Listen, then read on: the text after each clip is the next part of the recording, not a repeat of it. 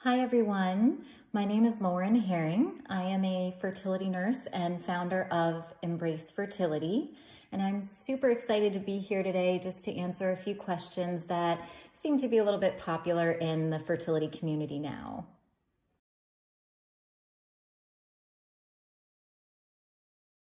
Struggling with infertility on any regular day just plain sucks. But when you add in COVID-19 and the pandemic destroying lives and countless families, which has paused basically most fertility treatment, it can be unbearable.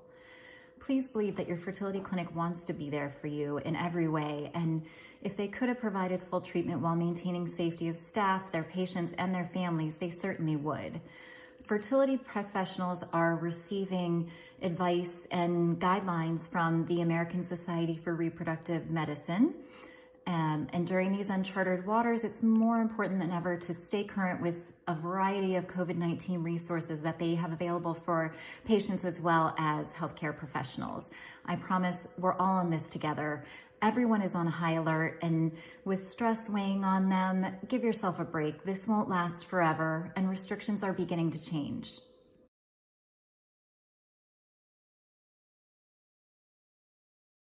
Your fertility journey is never on pause. It's happening every single day. Whether your clinic has already resumed services again or you're impatiently waiting for them to start back up, there are still many things you can do to enhance your fertility. Small changes can have big impacts, and now's the perfect opportunity to boost your fertility wellness from within. During this time, you can work on improving lifestyle habits like the food you're consuming, the amount and quality of sleep that you're getting, your daily movement, your environment, things that you put in and on your body, and so much more. Don't forget, though, to use this time to really understand what your fertility diagnosis entails and, of course, how your treatment is going to affect you. Empower yourself to lead your fertility, not just to be along for the ride.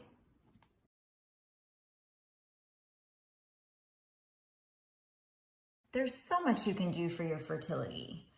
We live in a world where, unfortunately, some level of stress is normal. Quality sleep is hard to achieve. Optimal nutrition can be super confusing, and daily we're exposed to a variety of toxins and chemicals. All of this and more affects our bodies. While stress is normal, so many of us are dealing with a constant high level of stress, which is not normal. Let's discuss just a few ways where you can take back control of your fertility. Now's a great time to focus on the wellness pathways in your body to give yourself the best foundation for success. With so much out of our control, fight back by boosting your fertility from within. You can directly impact your fertility with small changes to optimize nutrition, improve sleep quality, finding the right kind of movement, avoiding toxins and chemicals where possible, managing your stress better, and focusing on both relationships and self-care. Today is a great day to pick just one area and start making positive fertility wellness changes. Take care of your general health and wellness as well. This includes mental health. So many healthcare providers are offering telemedicine consults right now, so take advantage. Don't let that fall to the wayside, and make sure the rest of you is healthy too. While you're stuck at home, as you've likely heard, make it a priority to focus on self-care. Write a list of 10 things you truly enjoy doing just for you. Maybe it's meditation, doing puzzles or playing word games, dancing, baking, taking a virtual tour of, let's say, the Louvre or the Great Wall of China. There's so many different ways you can practice self-care, and maybe it's just hot chocolate and a good book in the corner of your house with a little bit of quiet. Having a list will help so much when you're feeling frustrated and you can't even think about what you want to do. You just go there and pick an activity that you already know is going to make you feel happy, and maybe instead of happy, it'll make you feel calm and relaxed, which, let's face it, is kind of the key right now while we're all stuck in this crisis.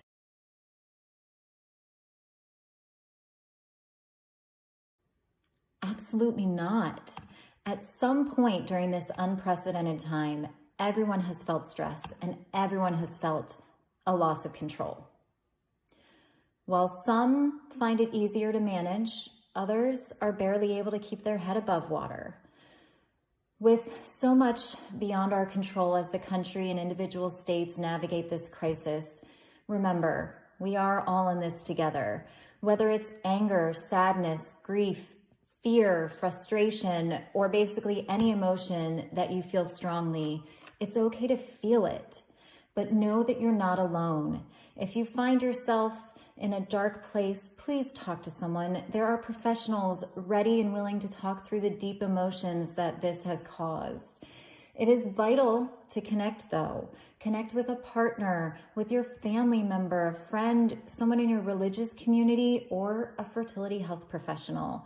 Someone that you trust to support you is such a crucial person to have in your corner during this time.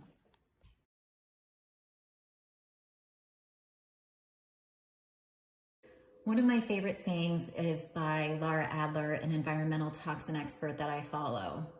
She said, "Change the things you can control so you worry less about the things you can't." This is so true for basically all aspects of life, but especially now when so much is out of our control.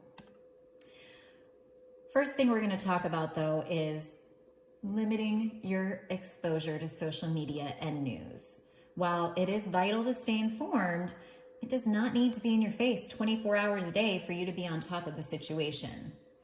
What you can do is use this time to really understand your fertility diagnosis and to learn about the nuances of your fertility treatment so that you can better understand and empower yourself on the next step of your fertility journey.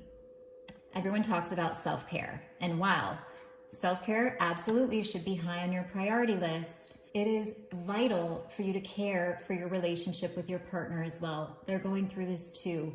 You're not alone. They're not alone. There's no better person to lean on, although some people may disagree with that.